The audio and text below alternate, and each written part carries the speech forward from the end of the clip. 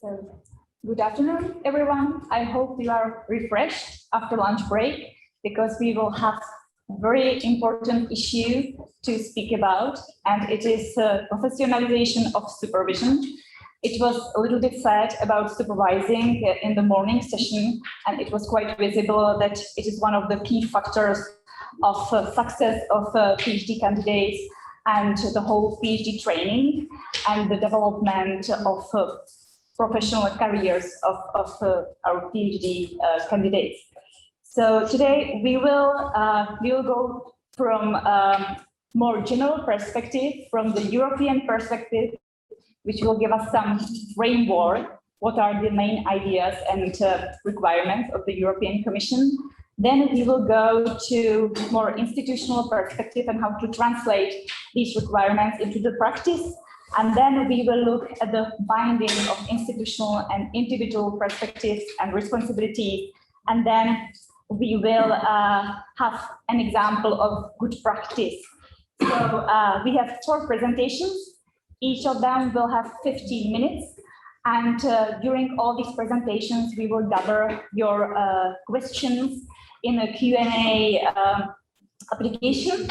And of course, you here who are present here physically, you will have a chance to pose the questions too.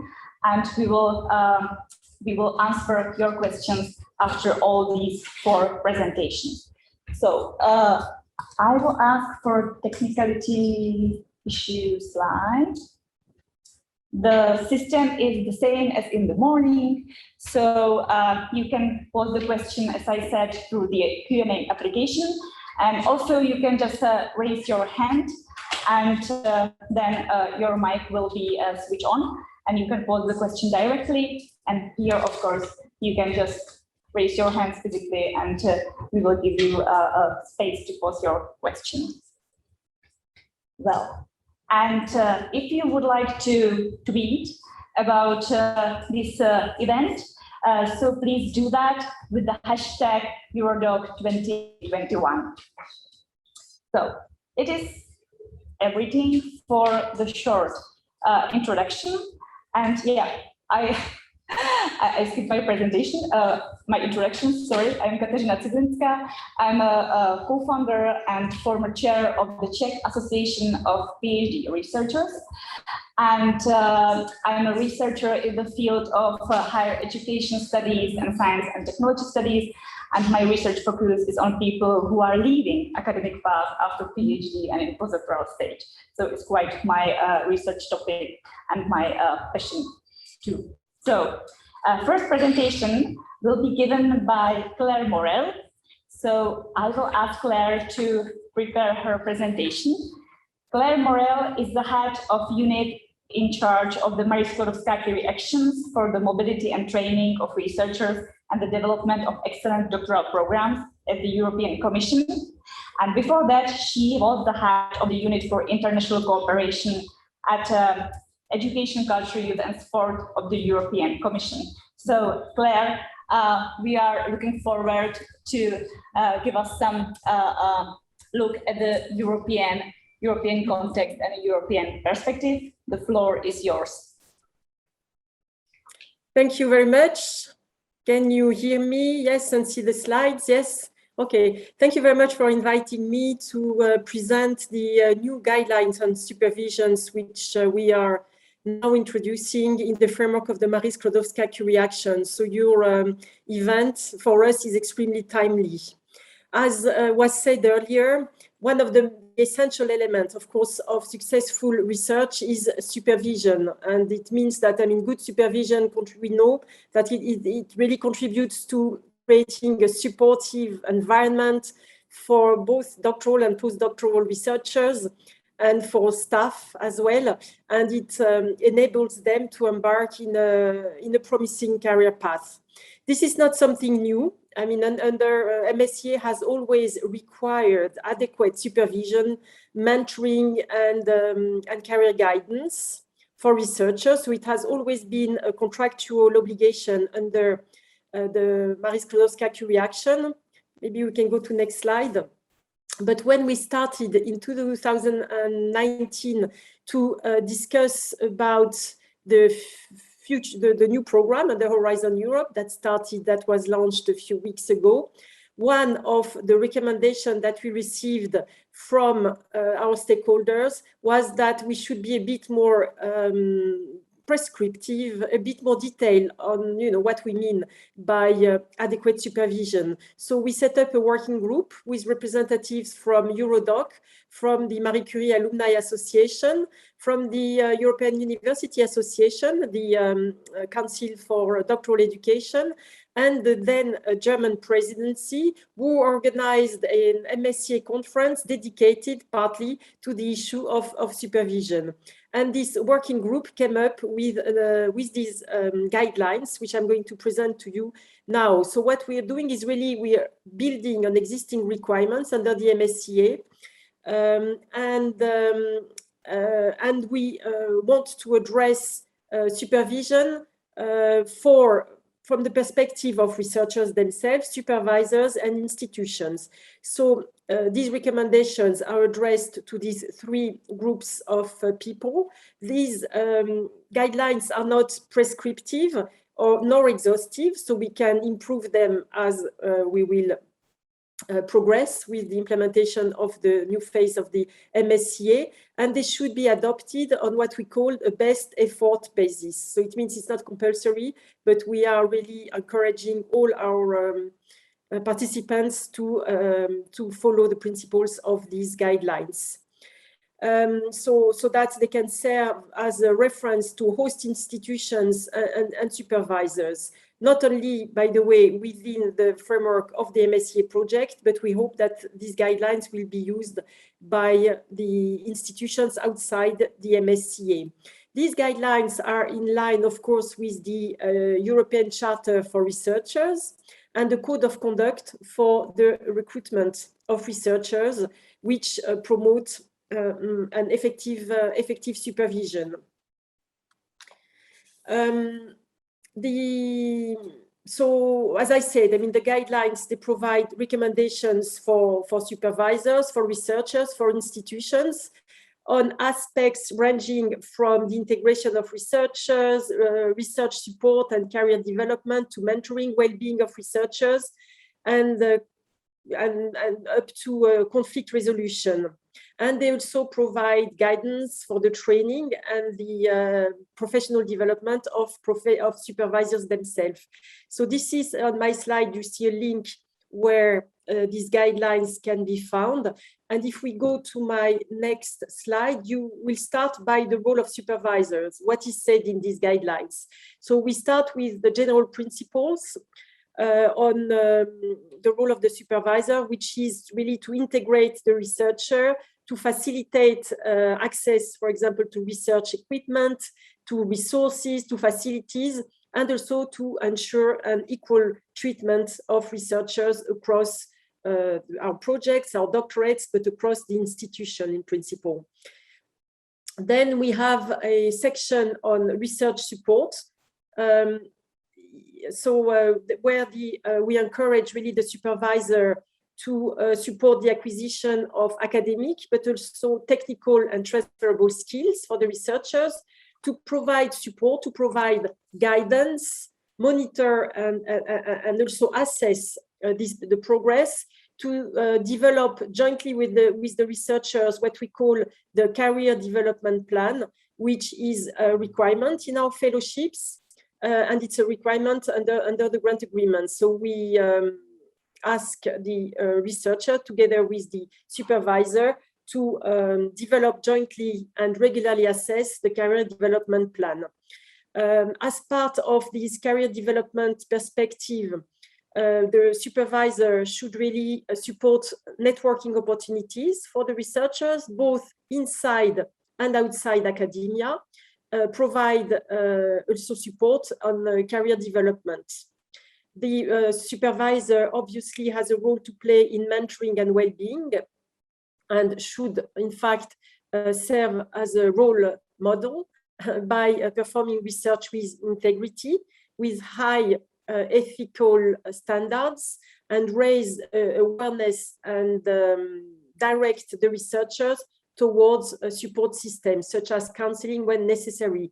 And finally, we have a section on communication and conflict resolution to ensure that there is a regular and clear and open communication between the supervisor and the researcher, which provide clarity, consistency as regard mutual expectation.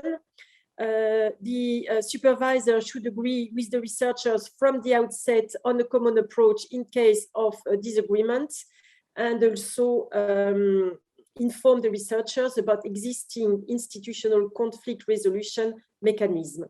Now, if we go to the next slide, we have looked as well, obviously, and reviewed the role of researcher when it comes to supervision. So in the regional principles, obviously, are that the researchers should follow the principle of the European Charter for Researchers, perform research with integrity and with high ethical standards. When it comes to research, the researchers should manage and sustain progress in accordance with the career development plan, which I mentioned earlier. Raise as early as possible any concern when it comes to his or her well-being, and commits to preserve healthy work-life balance. When it comes to communication and conflict resolution, here as well, the researchers should really ensure that there is a clear and open communication with the supervisor and keep the supervisor informed on the progression of research. Now, if we go to the next slide, we see the role of institutions. And here, of course, the role of institution is to provide a safe and constructive work environment for researchers, to ensure as well that they have access to research facilities, research equipment, raise awareness as well on existing documents on code and ethics and research integrity in the institution where the researcher is performing his or her work, to inform the researchers as well about the right and obligation under the grant agreement, under the MSCA, because it's the institution which signs the grant agreement, but there are lots of sections and articles in the grant agreement which have a direct impact on the work of the researchers, so the researcher needs to be informed, in particular about the right and obligation in terms of publication, the result and the publication of the results of his or her work, and the intellectual property rights. And the institution should also follow high standards when it comes to diversity and inclusiveness, and work towards achieving gender equality. So the institution should be there as well to provide training to researchers, as I mentioned earlier, on transferable skills, and give them the possibility as well to acquire interdisciplinary knowledge. The institution should support or provide researchers with career research facilities, inform them about the future career path inside and outside academia, and as well support them in their networking opportunities and counseling mechanism when needed. And they need as well to ensure a healthy working environment.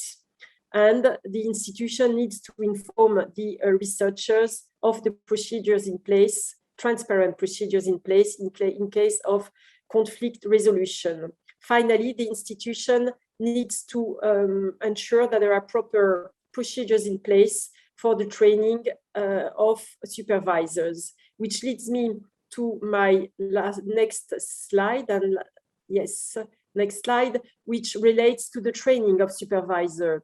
So we've discussed, yes, in the next slide, we've discussed within the group whether the training of supervisors should be compulsory. So in the framework of MSCA projects, we've decided that since the guidelines are not compulsory, they are just recommendations, we will not impose, but still we'll put a particular emphasis on the fact that the host institution should ensure that there is a high quality professional development and resources for supervisors to allow them to regularly go through these training opportunities with a focus on project management, communication, interpersonal skills, and awareness as well on mental health issues. So this is in a nutshell what these guidelines are about.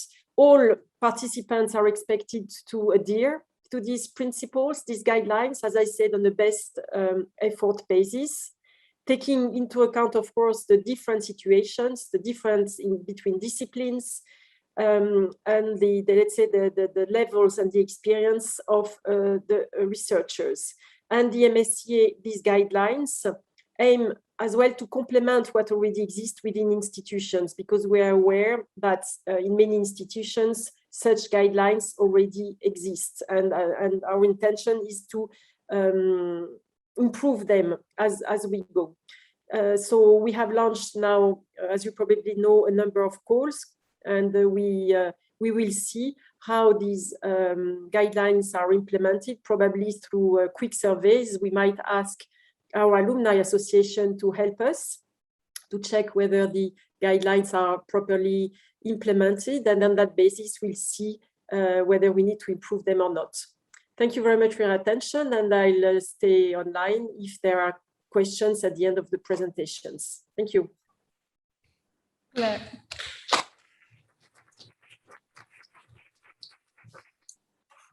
Thank you very much for perfect time limit. And now I will ask Lukas Zinner for his presentation. And Lukas is from the same association as Melita Kovacic in the morning, and he's co-founder of the Pride Association, and also he's head of the research service and career development at the University of Vienna, and he also has the experience from the European Commission from ERA working group as an expert in doctoral education. So, Lukas? Yes. I hope the slides are on. Is it okay? Yes, we can see you. Okay, so first of all, I would like to thank the Eurodoc team for the invitation for the second time actually to talk at your annual conference. I'm very pleased, and I'm of course observing very closely what Eurodoc is doing, because they are, in particular for the Pride Network, of course, the doctoral candidates are considered as one of our main partners.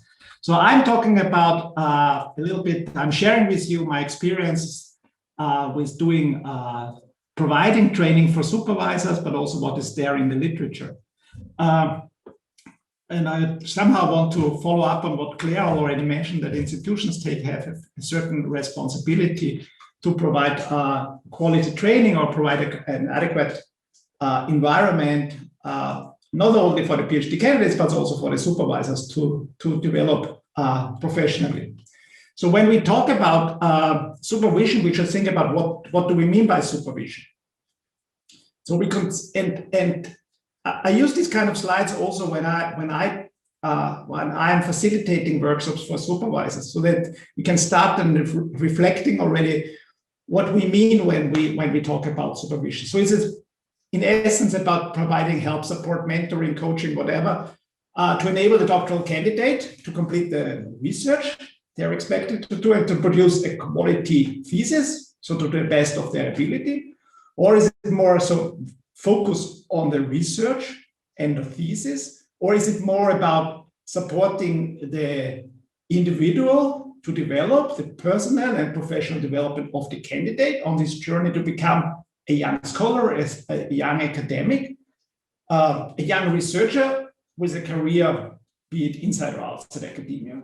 What is it in essence, a kind of a negotiated practice between two adults, the supervisor on one side, or the supervisors, if we talk about team supervision, and the candidates from the perspective of there's an experienced scholar on one side and an early stage researcher on the other?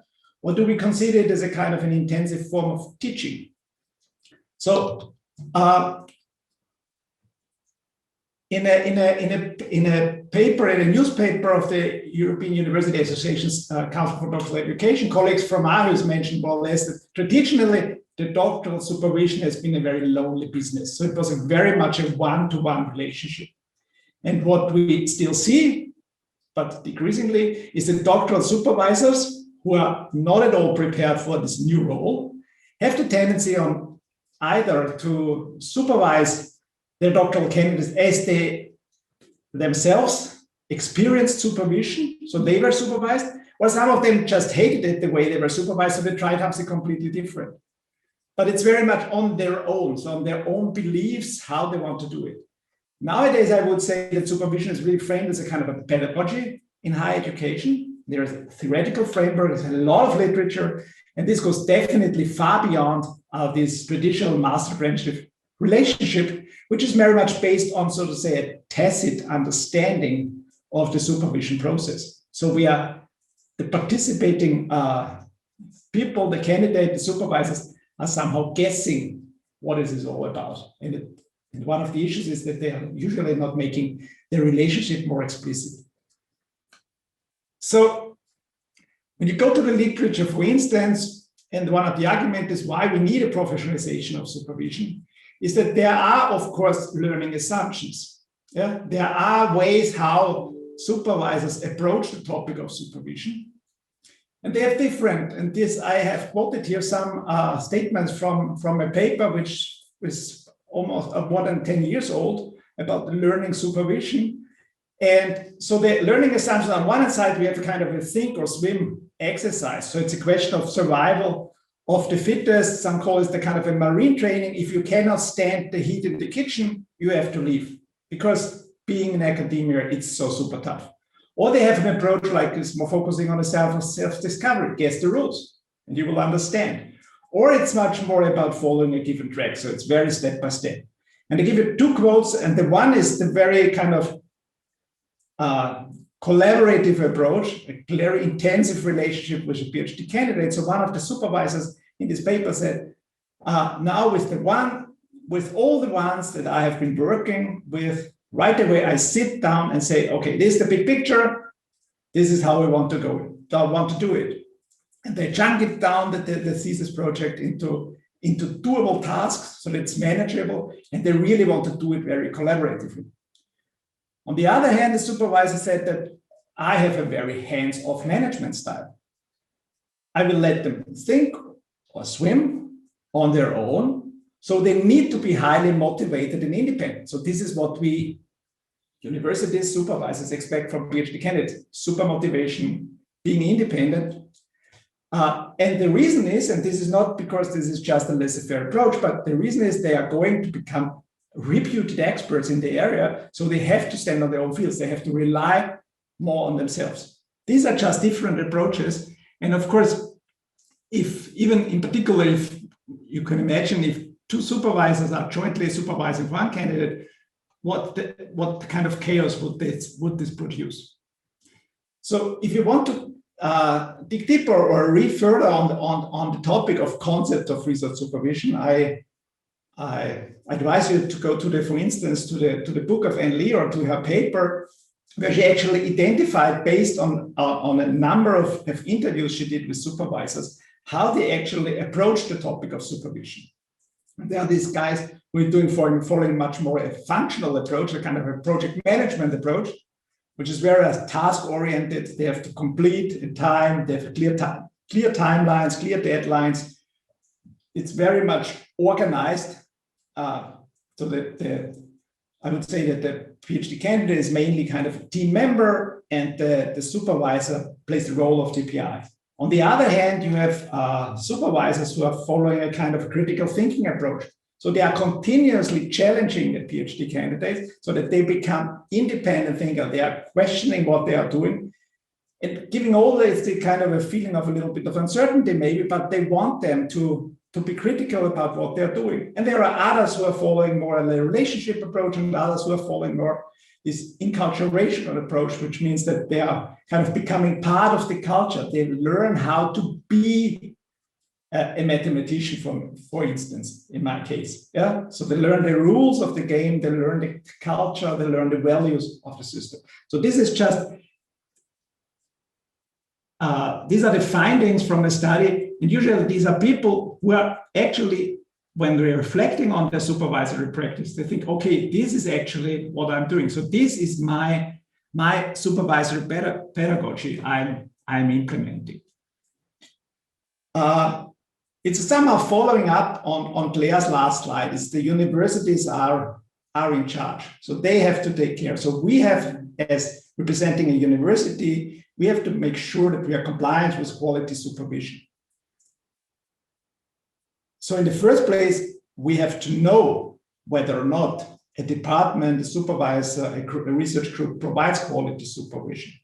We have to think about what are relevant prerequisites for becoming a supervisor. In Austria, for instance, it's the habilitation. In other countries, every postdoc is allowed to supervise. In other countries, you might need a certain training, or in another country, you may follow a kind of a PhD as a co-supervisor, or junior supervisor, before you are allowed to actually take on board your own first candidate. So the question for the universities is, of course, what kind of support do we offer? What kind of support should we offer? Yeah. And I would say I'm glad to see that the European Commission is now putting also some emphasis on it, that it's really a task of the university to think about the professional development of their academics, of their faculty. We have to understand, of course, what poor and good supervision means. And I think we will learn more about what, from the perspective at least of the PhD candidates, good supervision means when we listen to Anna's talk at the end. And then, of course, we have to think about what if poor supervision becomes evident, how is it managed? And again, referring to Claire's presentation, for university, it's important to know whether or not we meet the international standards of supervision. In particular, if we have international projects like international training networks are funded by the Commission.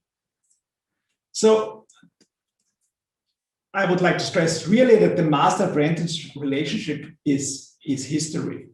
Now we have so many stakeholders involved. It's, of course, the relationship, and I apologize, there's written student, and Eva made up aware we should talk about doctoral candidates, but this is just a picture I took from the literature. So it's on one hand side the intersection of the supervisors and the students or the PhD candidates, but the others are funders who have their say. It's the host institution who is actually providing the degree, and there are other environments, examiners who have to look at project managers, funders. So many of the people are involved, and this makes actually the supervision a really demanding task, also for the academics. So when we talk about supervisors training, so usually these are kind of building blocks when we talk about supervisor training. So on the one hand side, it's really about understanding the global context of supervision, understanding the local rules and guidelines. So this is, I think this is some kind of prerequisites. Emphasis is put also on how to attract PhD candidates, how to work on the formation of a talent pool for PhD candidates, and actually how to improve the induction phase, the selection, the admission, and the induction phase to make people aware of what's going on, what they have to face over the next 3 to 5 years, I would say. The key word when it comes to training of supervisors or workshops is the keyword is clarifying expectations, because this is one of the main issues, that there are concepts around and there are some kind of understanding, but it's too often it's tacit knowledge, so to say. You know, it's not clear, it's not made explicit is what a supervisor will expect from the candidate, and vice versa. PhD candidates are not making it very explicit, actually, what they expect or what they want from their supervisors.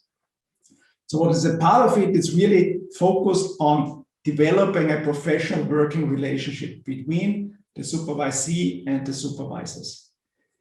Key issues of these trainings are also reflecting on and making the supervisor's own, and as I said, often unconscious supervisory practice explicit, so that they should reflect on, am I a person who are following more the kind of a functional approach? So I'm dealing with my PhD candidate like running a bigger project where I have several maybe PhD candidates who are all contributing to a big final output, or I'm following a kind of a critical thinking, or I'm focusing on this relationship with my PhD candidates, so that they're becoming part of my community. Another usual topic is early risk detection. So what's going on if something is going wrong with the PhD candidate? Could be issues with the project, with the research, but it could be something else. Well-being was mentioned several times already. So doing a PhD is a super stressful experience. So, and therefore, supervisors have to be aware and be alert to if something is maybe moving into the wrong direction. Then, of course, it's about supporting the PhD candidate in the planning of the project and running the project, give regular feedbacks, all this kind of stuff, working together professionally, but also talking with the PhD candidates about the future, about the career, be it inside or be it outside of academia. Another topic is usually how to deal with dilemmas. On one hand side, as supervisor is expected to give freedom to the PhD candidate to allow failures, allow them to work on their own ideas. But on the other hand, the supervisors may be in charge of reporting to the funding institution where they have to produce certain outputs, where they have to produce a number of publications so that they will be eligible for funding for the next generation of PhD candidates. So what is the balance between giving freedom to the individual whereas working towards the bigger success of the team? Yeah? And it was also mentioned by Claire already, this peer-to-peer support. This is what these trainings are really very valued for, is that they create a forum for this collegial exchange about how we want to supervise, how we want to support. And it's a place also where these standards or these practices can actually be discussed and negotiated. So supervising as a balance act, it's about improving the PhD preparation. It's about selecting, attracting talents. It's also very much about creating a local environment where the PhD candidates can sort of say flourish, can participate, are accepted or incorporated in the local teams. It's about recognizing external challenges. So it's the people has also some kind of private life sometimes. So they have obligations, be it for children, be it for the parents, so many different issues. Early risk detection, avoiding misunderstandings, so clarifying expectations as the keyword, and of course preparing for careers, which is for many supervisors quite a challenge because they are mainly aware of one kind of career. This is in academia. So it's a balance act.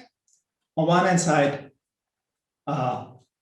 they are responsible of the PhD candidate's success. So they should build a kind of a safety net for the PhD candidates, but nonetheless allow them to fail from time to time, to be independent, but to react to worries while avoiding any kind of paternalism. So this is somehow this balance act of being a proper supervisor. And these are also the issues which are usually discussed in such workshops.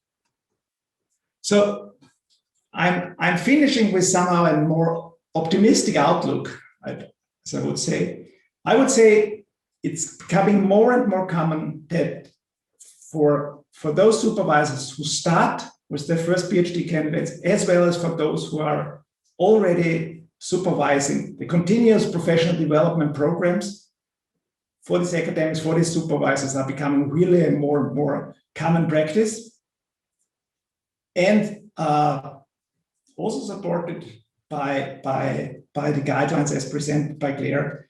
These institutional guidelines and national code of conduct are more and more embedded in this kind of in doctoral education. What we have experienced is that in particular with the establishing of doctoral schools, it's really that university says, okay, we are in charge of doctoral education. It's an institutional responsibility. And when we talk about transferable skills training for PhD candidates and giving them opportunities, for me, it's just a logical step to think, okay, these professional development trainings, supervisor training opportunities must be offered by institutions. And what we see definitely, and this is also a little bit anecdotal knowledge, of course, because I'm experiencing this now in my university and University of Vienna, that the younger generation of academics who are joining the university, they have already experienced, so to say, soft skill training. And I would say soft skill is maybe the wrong word. So this kind of skills training, the broader training with respect to professional development during their doctoral studies, they are asking for more of this now when they are postdocs or when they are in tenure track positions. So this will come, and there will be, it's not so much about making these trainings, I think, mandatory, but it's really the institution's obligation to offer something which are in line with the interests of the academics.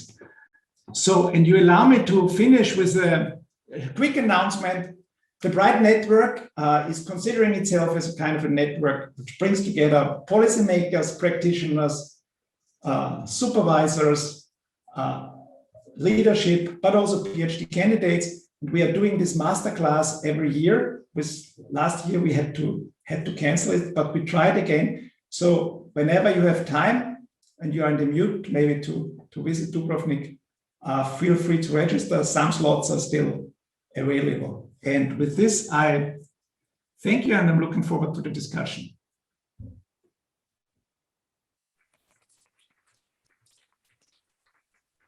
Well, thank you, Lucas, very much for your presentation, and it's quite visible in our Q&A and in the chat that after these two presentations, the supervisor's job seemed to be quite tough and like a superhero job.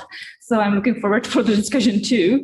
And now I'm very happy that I can welcome here in flesh and blood Stéphanie Gauttier. Ta-da! And Stéphanie is a young assistant professor at Grenoble École de Management in France, where she teaches ethics to PhD and master students, among other subjects. And she is also chair of the Marie Curie Action Policy Working Group and a member of the Ethics Committee. So she will be speaking about ethics regarding the supervision. So it's yours. Thank you. Thank you. Hello, everybody. Thank you first for the invitation to come see you in Prague and participate in this important discussion. What I am going to show you today is something that is pretty much, I would say, still a work in progress for us at MCAA. So basically, to give you a bit of background of where we are at, we've been seeing, unfortunately, a lot of fellows that come to us because something went wrong, let's say, in the PhD journey. And very often the things that go wrong seem to be going wrong because of supervision malpractice, or at least that's the way the stories are told to us. So we started to reflect a little bit on what it meant. What is this effective supervision? It's also a term that personally I'm not necessarily comfortable with because it's not exactly clear to all of us what it means. How do we value it? And is effective supervision about just finishing the PhD as soon as possible, or is it maybe more of a responsible form of supervision that we would like to enforce? So we are looking a little bit in that direction to try to give a little bit more meaning to these things. So what I wanted to do today is to try to question a bit some elements that are structural elements of how we see the doctoral journey, to try to see what has an impact basically on what is a satisfactory PhD journey or not, and how that can be maybe approached from not only a normative, but maybe a more responsible / ethical perspective. Try to think with you about things that we can actually already do today. So we don't necessarily need to wait for the commission to tell us to do something, even though it's always a nice encouragement. We also can think a bit of what needs to happen next, because we are not going to solve all the questions with what I will show you. Presentation disappeared. We had just some technical problems, so. Okay. Sorry.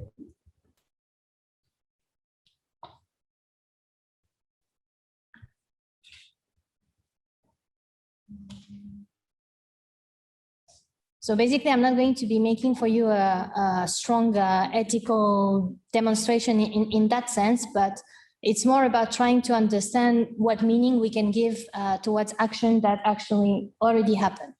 So you can see on that, no, what is happening?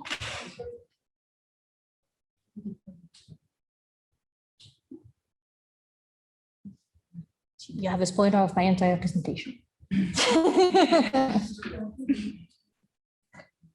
So basically, the place where it starts is, so we look a bit at the mental health, and you will see the figures, but we still today have this situation where the doctoral students, they actually are way more depressed than the average population.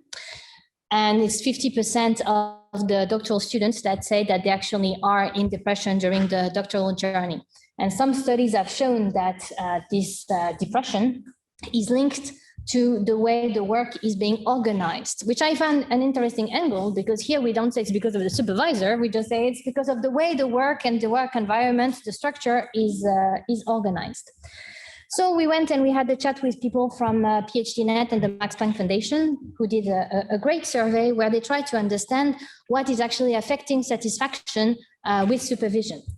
And the results are here now on the slides. Basically, they say, well, there's a lot of things that impact the way we experience supervision.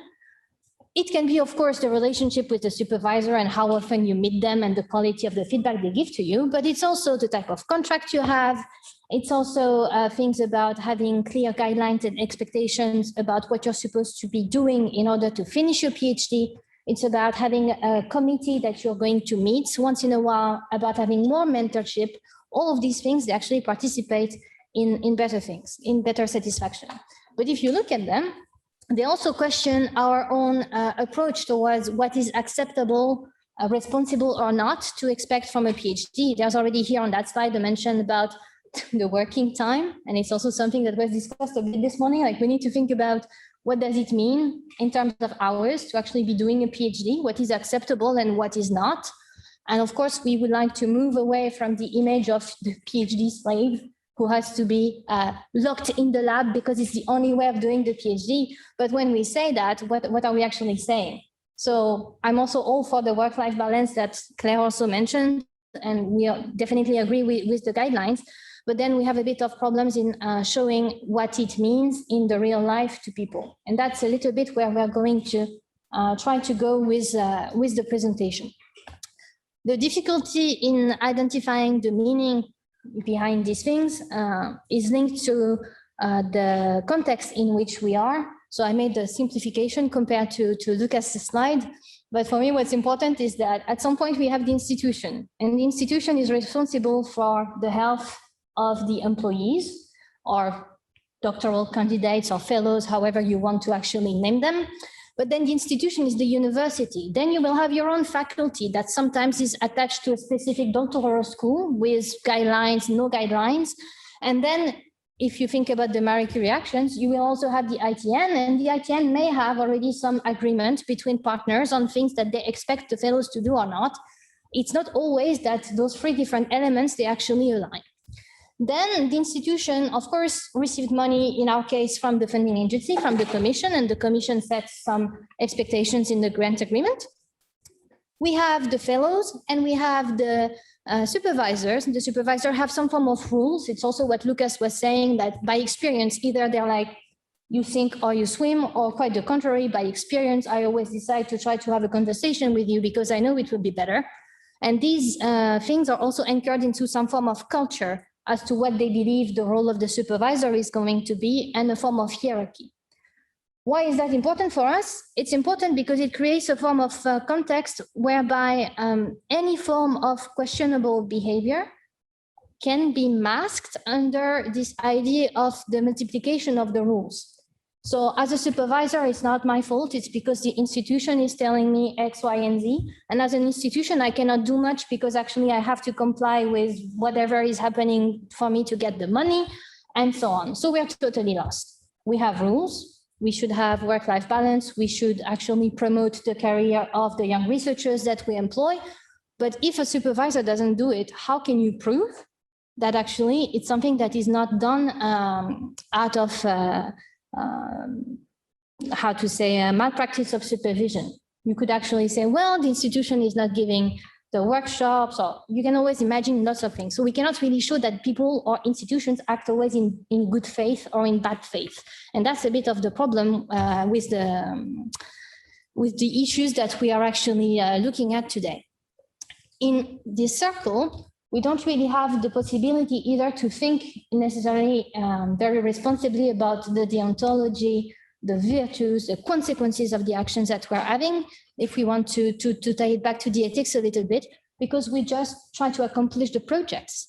We find the students do the projects. If they don't do the projects well, then we have a problem, and then we look at it again, which is not the way we would like actually to see things going, because, you know, researchers are also human beings. So we have now those code of conducts, which have been existing for quite a long time. And as much as they are useful into highlighting some values that need to become shared values and need to become enacted, they also have a lot of limitations. It's not just these codes, it's just all the codes of conduct always fall into the same trap, which is they're being quite general. It's really hard to understand how we can apply those values in different situations. They can also, again, be interpreted a bit differently depending on the culture where we come from. And sometimes we have dilemmas where we have to try to make trade-off between different values. I want my PhD student to succeed. I want him to have work-life balance. In which moment am I deciding that maybe it's time to pressure a bit more for the work, or maybe to actually open a little bit more for the life? I want him to become an autonomous researcher because, you know, that's what we're supposed to do when we supervise students. At the same time, I need to guarantee the safety of the research and of the project. So where am I, in a way, placing the cursor in order to do that? We don't know. And we can't really push one form of supervision over the other because everybody's different. All disciplines are also going to be a bit different. And that's also something that was very much in our minds in the policy working group in MCAA, which is we can't say there is one style of supervision that works and then the other that does not. It's also true because if you have already supervised students, sometimes you will adapt your style differently to the different students because it's a relationship. So it has to go both ways. But what we are starting to think about a little are some form of principles which maybe we could elaborate upon. The first one is the principle of humanity, which says that each person has to be respected as an end and not as a means. So the PhD candidate or the fellow is not just a way of getting a project done. It's a person that has to be grown and that has to be respected in many different ways. There's a principle of beneficence. So we have to think every time we are going to take action, what is going to be, how is it going to benefit not only the student, but also the rest of the stakeholders, because we are part of this big ecosystem. Autonomy, how do I give the right of freedom and of action and freedom of choice, knowing that there might be several stages through which the student might have to go in order to reach full autonomy, and how do I have that conversation with my PhD student? Non-maleficence, the idea of preventing harm, so trying to understand actions that need to be taken with the candidate in order to make sure that things are not going to get totally out of control. And honesty and transparency. So each part should be able to be thinking about what they can promise and what they can do. Seems simple, having those conversations is not always. And then there is also the fact that we always try to apply it to the supervisors, but it also applies to the supervisees. I also have to take my supervisor as a person with its own limitation. And something that came up at the conference, the MSCA conference in September, was this idea of sometimes we want to have the PhD supervisor as a form of guide even in life, and maybe it's not exactly their role because, you know, you move to another country, so you try to get set up, so suddenly they become the anchor person, the one person you go to and they're supposed to solve all your problems in life. Maybe it's not fair to expect that from them. They're a person with their other agenda. What could be fair, though, is to start to think about the responsibility not just from the supervisor, but also the supervisee and the institution, in knowing that they might be bringing someone from somewhere across the globe, and they have to find a way to treat them as human beings and find ways to make them flourish in that sense. So it can go on and on with all those principles, which again need to find some form of concrete action.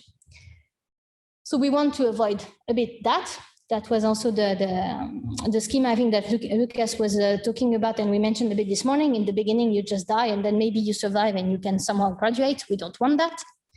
What we might want, and it's a big simplification, is a moment when we start to put down the different responsibilities of the different actors. Initially, I wanted to show them to you, with different colors for the different actors, but it's impossible because they still overlap a lot. So it's a discussion that needs to occur. But basically, we believe there is a first stage that is about setting up for success, whereby we could have guides, specific actions that have to be taken by the doctoral candidates and by the institutions in order to make sure that the responsibilities about the program are actually being laid out. The responsibility of hiring, moving internationally, so making sure that you're set up for success, even in terms of your health, your social security, your friend system, so that you can actually do this work-life balance that we actually discussed before.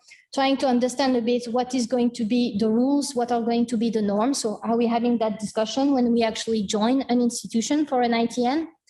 Not always. So there can be some steps that could be prepared, and it's something we started to discuss more in March at the MCAA conference. So we believe there is something that can be done at the multiple levels there. There is a stage of understanding the work, not just by the rules, but the actual work that you have to do when you're in your lab or with your supervisor. What does it mean? And there again, there is a bit of responsibility that we could approach from an ethical perspective about this idea of getting the needed guidance, but also being able to recognize the moments when we need it. So we need to have schemes that enable having a discussion about what is normal guidance and what is not before candidates stop asking for anything. Then you make the work your own, and that's where probably a discussion about autonomy and ownership needs to be happening at another level.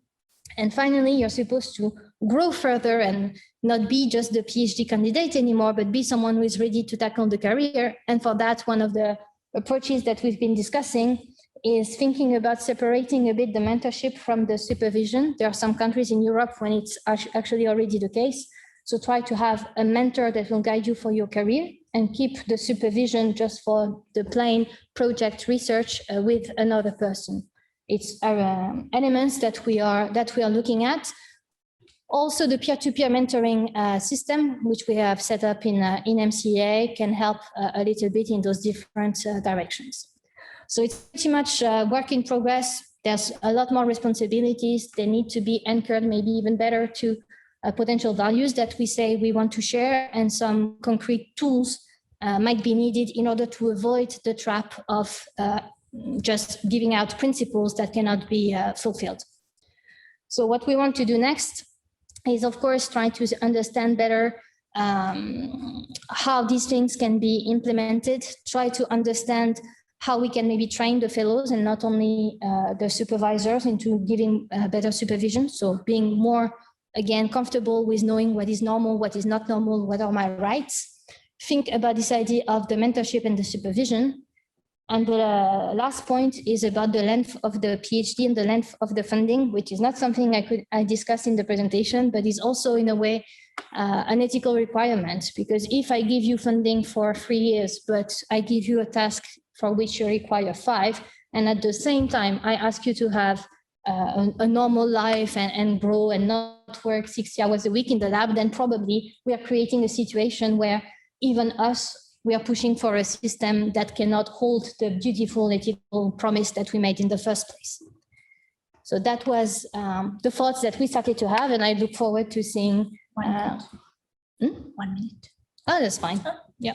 So as I was saying, I just look forward to seeing what you guys will have thought about ethics, supervision, the rules, and how practical we need to become to make sure that they are actually put into place. Okay.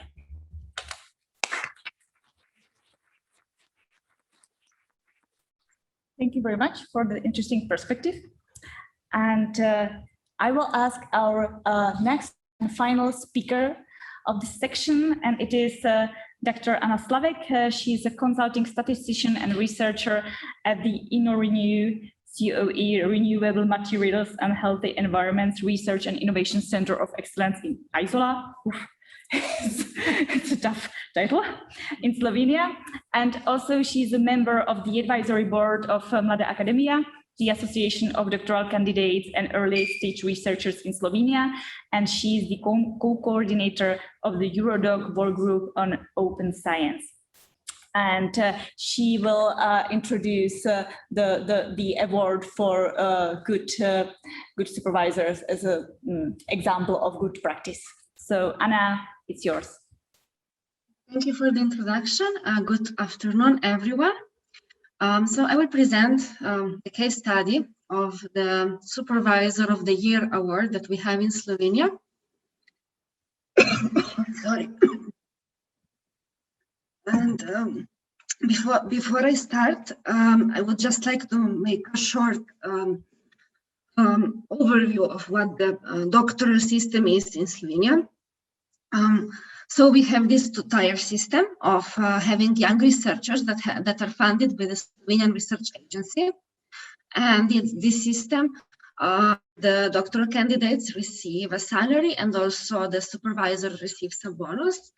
And on the other hand, we have doctoral candidates that don't have this funding. They're either funded from other sources, so they're maybe employed on a project, or they're employed at the faculty as an assistant and they're teaching, or maybe they're employed outside of academia, and so they're doing their PhD in their free time.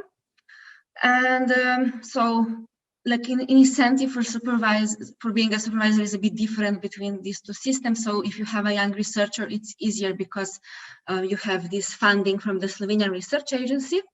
But in both cases, like an advantage of being a supervisor is that this is an important criterion for the career progression and the faculty. So usually people have, it's an advantage for them to be a supervisor. And then in Slovenia, we have some, in recent years, there were established some training on good supervising practices at some bigger institutions, but they are not obligatory for supervisors. So it's not obligatory for them to participate, and it doesn't count as anything in their career. So it's up to them if they want to improve their supervising skills. And unfortunately, we have no evaluation of the quality of supervision. So at the end, what it counts is only if a candidate has completed PhD or not, but not the quality of supervision. So nobody is evaluating the quality of supervision. And in the past, there was, and now there are several, in practice, several examples of PhD candidates that, and the supervisors that are not happy about their relationship. And because of that, in 11 years ago, our association, the Young Academy of Slovenia, we established the Supervisor of the Year award. That was in 2009. And it was inspired by Nature's Mentoring Awards. And the idea behind it is to combat poor supervising practices. And the good supervisors, they can act as role models for their colleagues. And we were able in our association to keep this tradition now for 11 years, so that every year we have this selection of the best supervisor. Who can be nominated for the award? We publish the call every year on our website, and we circulate it around institutions, academic institutions in Slovenia. And the nominees can be supervisors or co-supervisors of doctoral candidates, but each proposer can nominate only one person. We have examples of somebody who wanted to nominate both their supervisor and co-supervisor, but we ask them to decide just for one, and the other is not. They cannot nominate two persons. And so I will quickly present the nomination form. So how does it take place? So we ask the persons who want to nominate the supervisors to fill out this nomination form. Throughout the year, this form has changed a lot. So I was not in the association from the beginning when it all started, so I'm not familiar how it is in the beginning. But when I joined the association, it was very quantitative.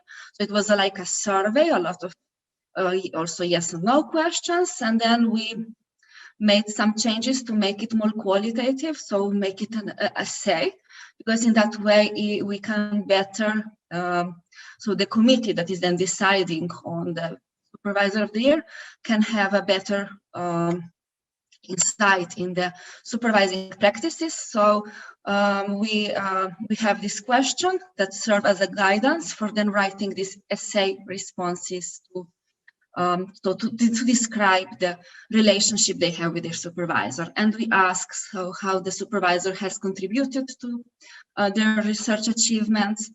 Was there a work plan? How was the communication? Did the supervisor allow them to pursue their own wishes and ideas, or was the supervisor, or how they like the style of work? So if the supervisor was open to it, so if somebody wanted to be more independent or more guided, how the supervisor has adapted to that.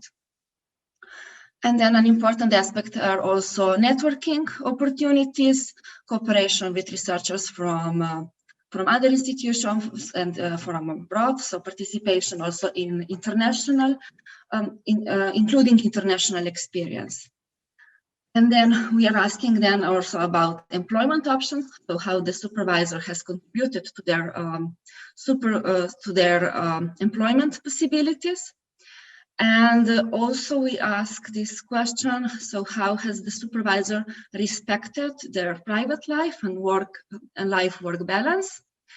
And the last question asks, so if they see the supervisor as a role model, so about the personal characteristics.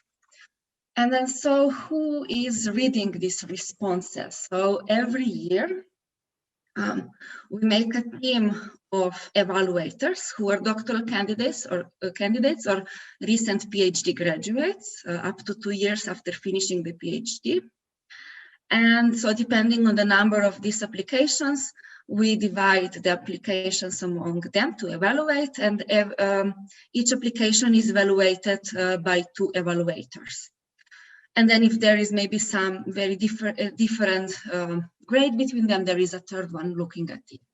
And at the end of these evaluations, when they're ranked, there is a 5-member committee that looks at the top applications, and they have a meeting where they decide on who are the 5 finalists and who is the Supervisor of the Year. So we don't give the award only to one supervisor, but every year there are 5 finalists selected.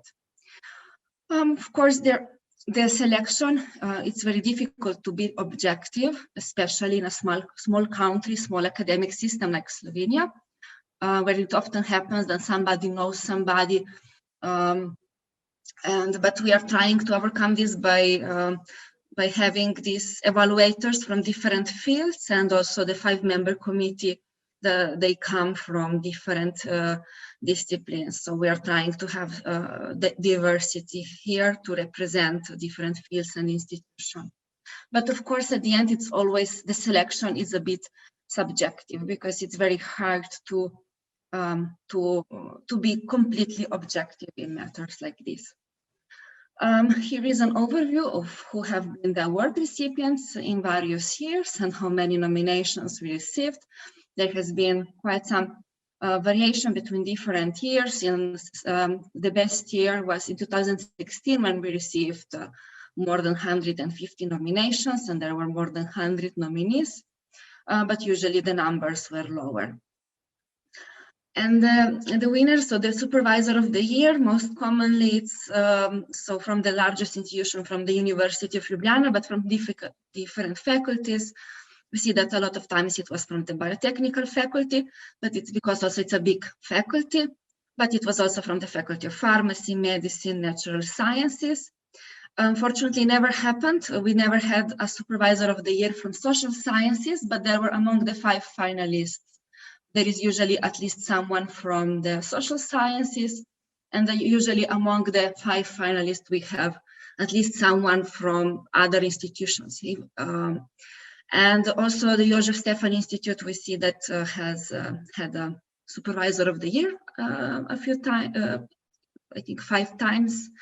But among the finalists, there were also other institutes in Slovenia.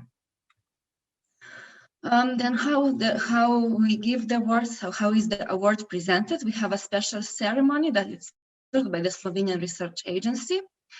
And in 2018, when it happened, the ceremony for the 10th time, we had also sponsoring from the President of the Republic of Slovenia, who hosted the event in the Presidential Palace. The photo is from that year. Unfortunately, in the last 2 editions, 2019 and 22, were online due to the pandemic. So the award is called by the year, but by the previous year. So the 2019 edition was supposed to happen in March 2020, but then we had to postpone it to a later date, and then because of the pandemic, it happened online. So what is the response from to this award? In general, this is where the award is very well received. There are a lot of supervisors that are happy to be nominated. Sometimes they even ask the doctoral candidates, could you please nominate me? So a lot of supervisors really want to be nominated. Also, institutions are proud of their nominees and they share news about this award on their website. But it depends from institution to institution. So there are some institutions that are sharing it on their website. There are some institutions that are not publishing anything about it. So it really depends from institution to institution. The award also receives some media attention, and the supervisor of the year is usually then interviewed by radio, sometimes even by television, and there are interviews in newspapers. And this also helps the visibility of our association.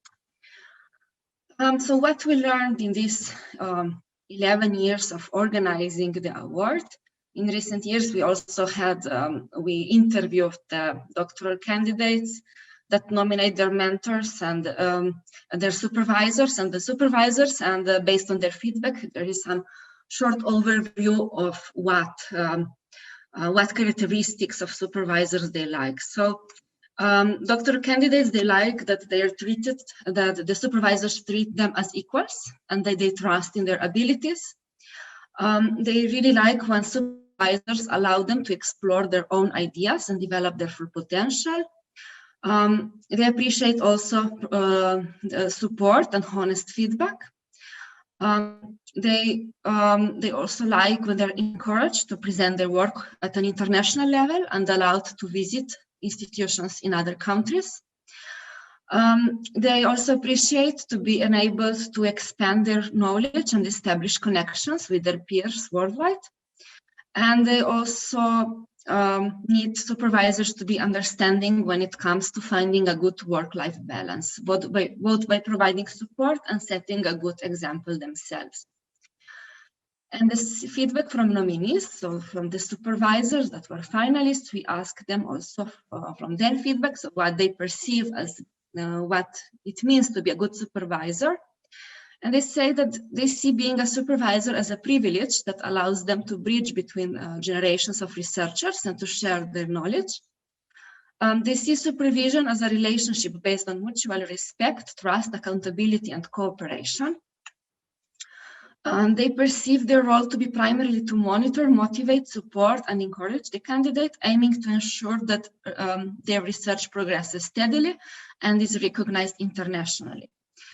Most of the supervisors pointed out that they themselves were mentored by exceptional supervisors who inspired them with their supervising practices, and they believe good relations between candidates and their supervisors are not only important for the candidate, but also for the supervisor.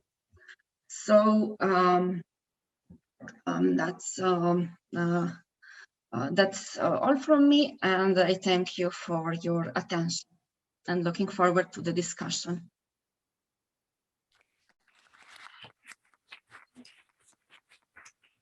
Thank you, Anna, very much for your presentation.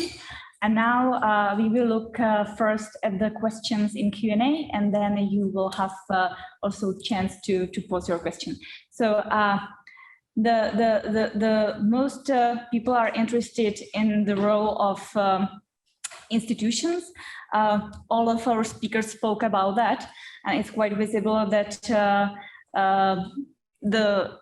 being a supervisor means to combine many roles, and there is a question how to prepare people for all these roles, and if it is even possible to do that or good, because maybe there could be the possibility that there will be more people who will be like in a supervisor or mentor role, because we know that from some countries or institutions, for example, from Lausanne Technical Institute, that they have a system of one supervisor and one mentor, and both of these senior researchers are following the young researcher during the whole PhD training, but there is so many more systems how to do that.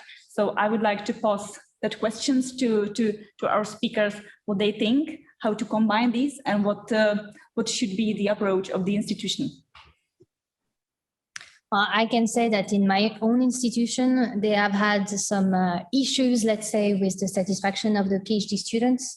And the way they decided to tackle it was to try to provide more structure in the doctoral school. And I think it's really something that can be done in the sense that in the beginning, they do also this bit of a step of setting up for success. What does it mean? What is going to happen next? What is actually expected from you? At month 6, you need this, at month 12, you need that, and so on. Of course, there's still a lot of benevolence, if you want it in that way, because it's not because something did not happen that you won't drop out of the school, but then at least you have a form of roadmap.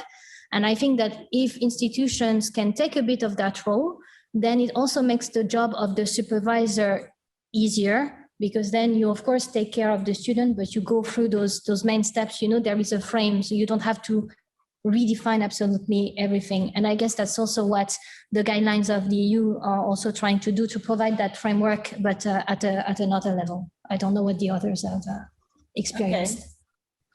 So yeah, if I may add, because Stéphanie just mentioned the EU, indeed, I think in our guidelines, what we're trying to do is to address the institutions, the supervisor and the researcher, because each have a responsibility, and the system can only work if each of these actors understands what their role and responsibilities are.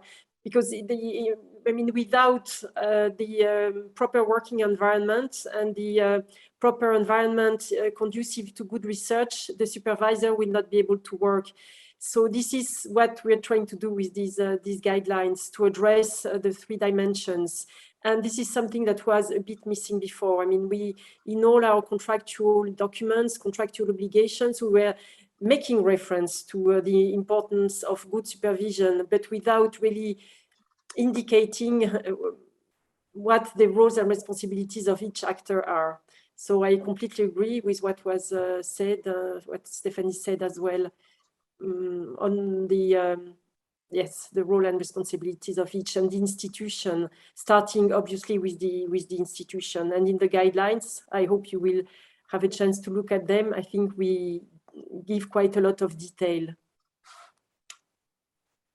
Thank you. May I add something? So on one hand side, I think it's the institution has the opportunity, for instance, with doing inductions for the PhD candidates in the beginning, that they understand their role as well. So this is, I think, one important issue is that the PhD candidates in the first place take ownership of their journey. Yeah, and then that to empower them, that they make more explicit with their supervisors, but also maybe other actors in the field, is how they want to collaborate and how they want to build up a professional relationship.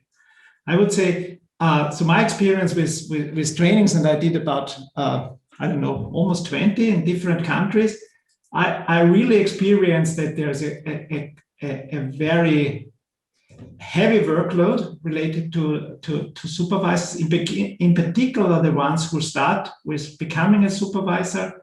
They are under a lot of stress, and in essence, they want to do it right. Yeah, so it's not, I think we should not come up with this kind of blaming that they are not doing a proper job. So many of them, they want to do it right, but it's just difficult. Yeah, and the challenge is that not only the supervisors are different, but every PhD candidate is different. And when I try to highlight. So this kind of different approaches, it's for one PhD candidate, say forever, it would work perfectly well when we follow a project management approach, whereas Anna would maybe hate it, yeah, and she wants to be an independent researcher and she needs all this freedom to work. So, and I think, and for the supervisors, it's really demanded because they also have to deliver. So I think these multiple roles are super challenging, and what the universities could do is really, together with HR departments, think about what kind of training offers. And in the chat, I think Gabor said it. So there are many other opportunities, many other formats. You don't have to call it supervisor training. You can call it leadership. You can call it conflict management. There are many issues, so to say, popping up, in particular through the pandemic crisis. What I experienced in my university is they really started to set up a huge number of different training workshops, formats, different ones, to have this kind of peer-to-peer exchange. And I think this is the step to move forward, I think. Okay, thank you very much, and thank you for raising that topic. That is good to name the training, not like supervisors training. It's in the chat too, and yeah, that topic about the training of supervisees to be prepared for the role of being a supervisee. And is it possible, Lucas, to ask the Pride network for help in this way? Like if I would be a member of HR department at the university and I would like to make these trainings right for my institution, is it possible to ask Pride? So we are at the Pride network. We are not really delivering this kind of trainings. So this is it's kind of a gathering of professionals, but we know the people who are running these trainings. Yeah. So this is really, so if you would direct your HR department, and if they are willing to move in this direction, of course we can help. Yeah, not that we are running really the trainings as a network, but we have the right contacts to the people. Yeah. Okay, sure. Thank you very much. And okay, we have two questions from the audience. So first, I will ask Michal.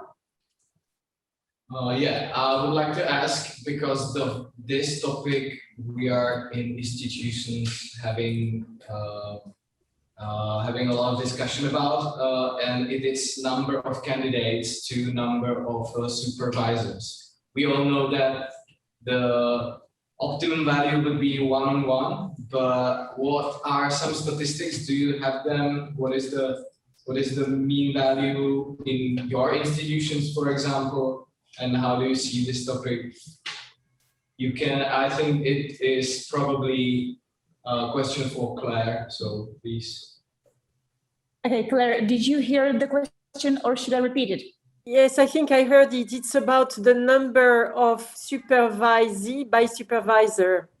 Yes. Yes, I mean, I cannot answer this question because we are not from higher education institution or research institution, and we do not impose any.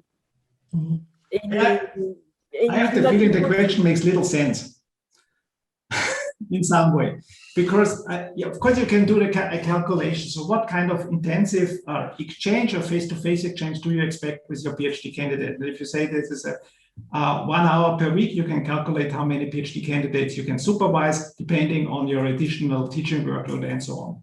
But of course, it depends also very much about the whole team structure. So if you are running a lab in biomolecular and you have 10 postdocs who are also doing the kind of joint supervision, or helping with the supervision, you can maybe accept more candidates. Personally, I would say that 1-to-1 is not the optimal, because there is also a peer-to-peer learning between the PhD candidates. So having them embedded in the group is much better. Yeah, but of course there are rules, but also, if you have a rule that a supervisor can only take 4 PhD candidates in total or 3 PhD candidates, it doesn't mean he's doing a better job than the one who is taking 6 or only 1. So I think it should be clarified in the beginning is what kind of engagement do you expect? Yeah, and then you can say, so this is it reflected, for instance, also in your teaching load on the bachelor or master level? Yeah, if an institution says, okay, we want to have successful PhD supervisors are awarded by reducing their teaching load on the bachelor level. This makes some sense, but I think in general, just looking at the figures doesn't really help. Okay, thank you very much. And I'm very sorry that I missed the message that we have the question from Tomáš Gaspari. So Tomáš? Yeah, thank you very much for the opportunity to ask a question. I did find the session very interesting. So I'm based at Salzburg at the Medical University at Salzburg. My question is, we were wondering whether we want to set up a peer mentoring system so that the older PhD students mentor the youngest, or the successful alumni from the PhD program mentor the younger students. And I was wondering what you think about this idea, to use them as sort of peer research buddies for the younger PhD students. Thank you very much. Thank you. It's what we do at MCAA. So I actually was one of the co-founder of the peer-to-peer mentoring system. We ask from our alumni, those who actually are willing to commit some time and energy in order to guide the younger ones. And we make a point of trying to address issues for the moment that are related to mental health. So we ask people who have had struggles before to actually come and help others. So there is a bit of work in matching people to make sure that they actually will have something to talk about. We also train them in understanding what they can actually get as mentor or as mentees and how to make the most of that type of relationship. So far, last year we had a pilot which worked really well, and the mentees, so our PhD students, what they said is that for them it's very important to have someone who is in the academic world, who can understand, but is really outside of their institution. It also provides them something that is very different from what they can get if they go to see a counselor on campus or even another form of therapist. So from our perspective, it works, and we actually are trying to scale it up in a way, and also to make it work for topics that are not necessarily just mental health, but also leaving academia, staying in academia, and so on. So I totally encourage that type of action. Okay, thank you very much for the answer. Is there anyone from the speakers who would like to react to? Yeah, I would say it definitely makes sense to create an environment where you have this peer-to-peer exchange. Yeah, when PhD candidates in the third year, I give advice to PhD candidates in the first year.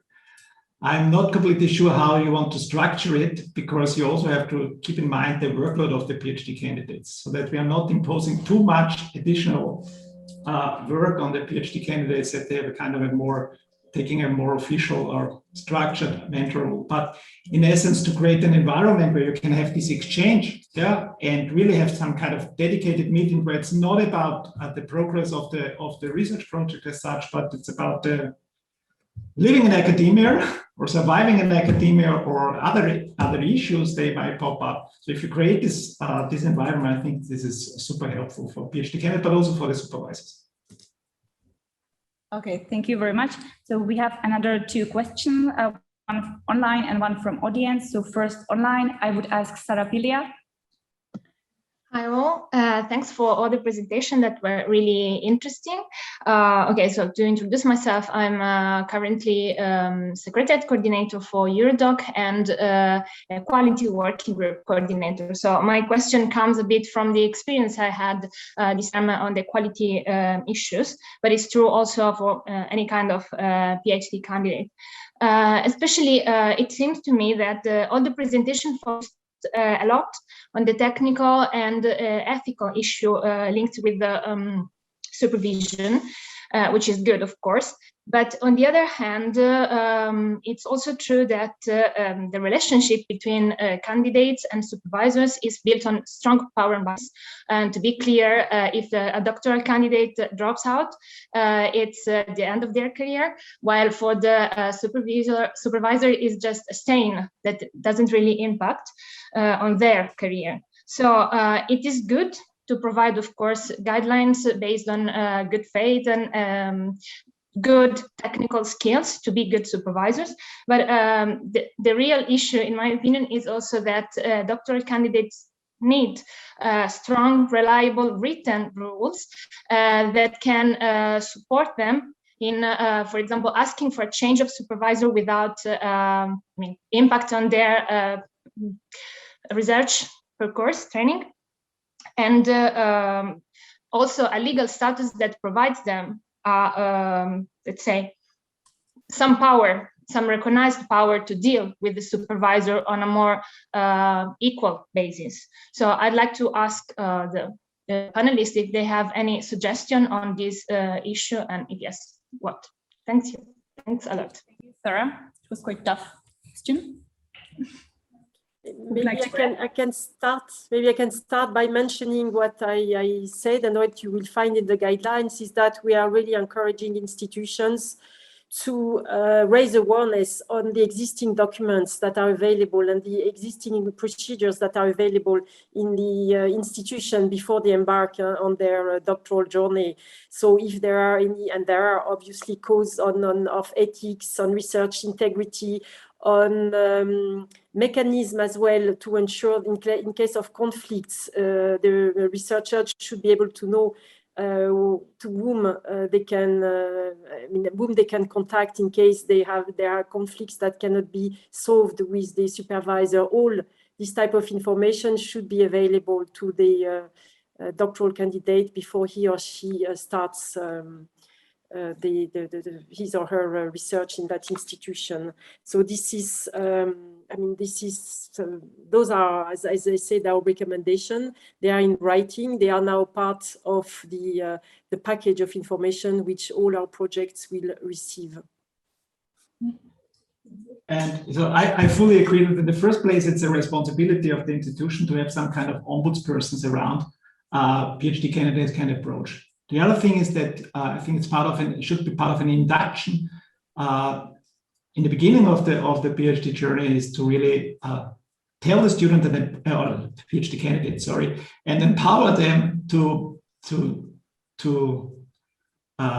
really stress issues they have and to come early on. So what we are experiencing that most of the PhD candidates who are approaching us after a major crisis, it's almost too late. Yeah. So what institutions have done is they have set up this kind of dissertation agreement. So it's something in writing, but the devil is somehow in the detail, because it's not only about if you have the rule that you can change your supervisor, it's depending on, for instance, the funding. So if I'm a supervisor and I'm doing a lousy job within an ITN and I'm funding my PhD student in the ITN, it's still me in the ITN, yeah, and the PhD candidate can maybe move, but the funding stays with the PI. So these kind of issues have to be taken into account. I think this is always problematic, and I think what both parties, I would say, the supervisors, because they also have sometimes problems with the PhD candidate, as well as the PhD candidate, what they should be aware of, that they should, if there is a kind of a crisis, they should come early on so that it can be maybe sorted out. Just a little comment to Sarah's. What Sarah said is about that it's no harm for the supervisor if a PhD candidate fails. This is only partly true, because on one hand side, it's also a major investment for a supervisor, time-wise, money-wise, to support the candidate, first of all. And secondly, quite often, it's also related to the promotion, in particular, of the young supervisors. So what I've experienced in trainings is that they are really struggling is, for instance, how much work they are allowed to take over to make a PhD candidate succeed, yeah? Because it's also related, and this is also an ethical issue, also related to their individual career and to get tenure or something. So it's really super complex. Yeah. Yes, it is. Thank you. And we have the probably last question we will see. It's yours. Okay. Can you be louder, please? Okay. Can you be louder a little bit? Okay. So yeah, my question is to Claire from the EU, and regarding the guidelines and policies, I would like to know to what extent are PhD candidates involved in the process. Is there some kind of survey where you gather data from and know the actual problems you're going to tackle in a particular period? Because mostly we see that in research, the bottom-up approach works perfectly. Because if you are then formulating policies from general knowledge, then it doesn't really tailor down to the needs of the current PhD students. And the last one would be, how is implementation evaluated? From the EU perspective, how do you know your policies are really translating into results? Okay, thank you very much. Claire, did you hear it or should I repeat it? I think I heard. I think the question is, how will we check that these guidelines are properly implemented and that doctoral candidates are satisfied with the way the guidelines are being used and implemented by the project? Is that correct? Yeah, and if they were engaged in the process of creating the guidelines. Yes. So as I said in my introduction, these guidelines were prepared with the participation of the Marie Curie Alumni Association. We had Eurodoc, we had the German presidency last year, so colleagues from the Ministry of Research and Higher Education, and we also had the European University Association. So yes, we had representatives, from both the young researchers and more experienced researchers and policymakers when we prepared these guidelines. They will evolve, and this is the first version. So we need to see, we are now launching our first calls, and we will need to see how they are implemented. I would maybe like to discuss with the Marie Curie Alumni Association to see if they could help us with surveying our community, to see if young and not so young researchers as well, more experienced researchers, are satisfied with the way these guidelines are implemented, whether it has changed anything in the way their research is being carried out. And we also organize regular monitoring of projects, and during these monitoring visits, we involve as well the doctoral candidates, the interviews that are being organized in the framework of these field monitoring, although now they are more organized online, but we ask for their opinion. And then the doctoral candidates always have the chance to report and to contact directly their project officer in the research executive agency to alert them in case the guidelines or contractual obligations are not respected. So there are a number of procedures in place to ensure that guidelines are respected. But since they are new, we will need, for example, to use the services and the surveys of the alumni association. This is just an example. We could also work with Eurodoc, for example. Okay, thank you very much. And I would like to thank you all for your participation, because we are run out of our time for this section. So thank you again. And I would like to invite you at coffee break, of course, but also for the Kateřina's workshop, which will start at 3 o'clock. So please, if you would like to join, you have the link in your programs, and looking forward for the next section. So thank you. Thank you very much.